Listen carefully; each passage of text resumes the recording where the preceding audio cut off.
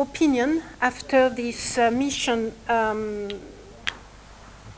preceded by weeks of review of various reports and submission,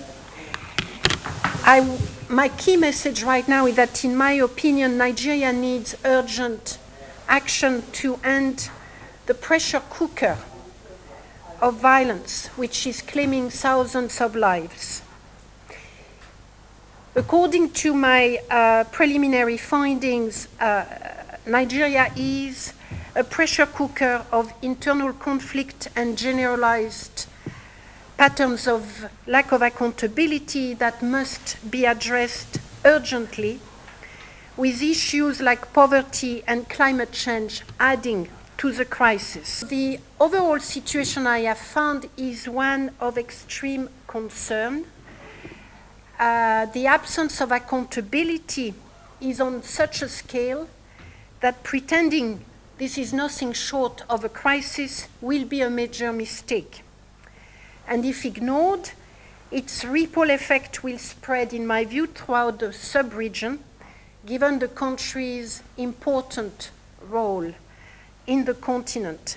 And of course, if ignored, the major primary victims will be the most disenfranchised and vulnerable populations in the country. Nigeria is currently confronting nationwide, regional, and global pressures, which it was not experiencing to the same extent 15 years ago. I'm thinking here about population explosion, the increased number of people living in absolute poverty, climate change and desertification, and the increased proliferation of weapons.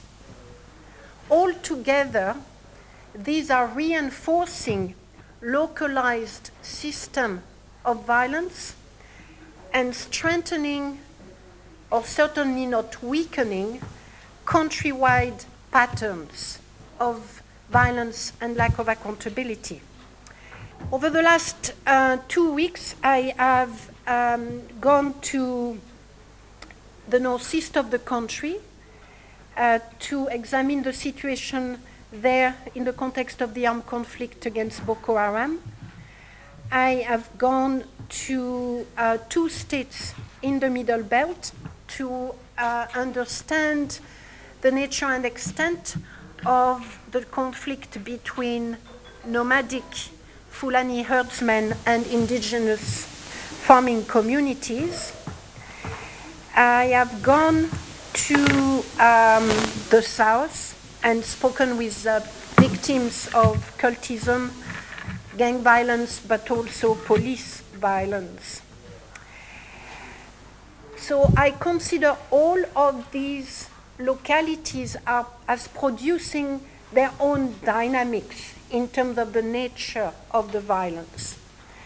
But there are also cross-cutting issues throughout the country, which are police excessive use of force, police use of lethal force, the quasi-absence of investigation into arbitrary killings by the police or by organized groups, and the lack of prosecution, and the lack of access to justice for many victims of human rights violation.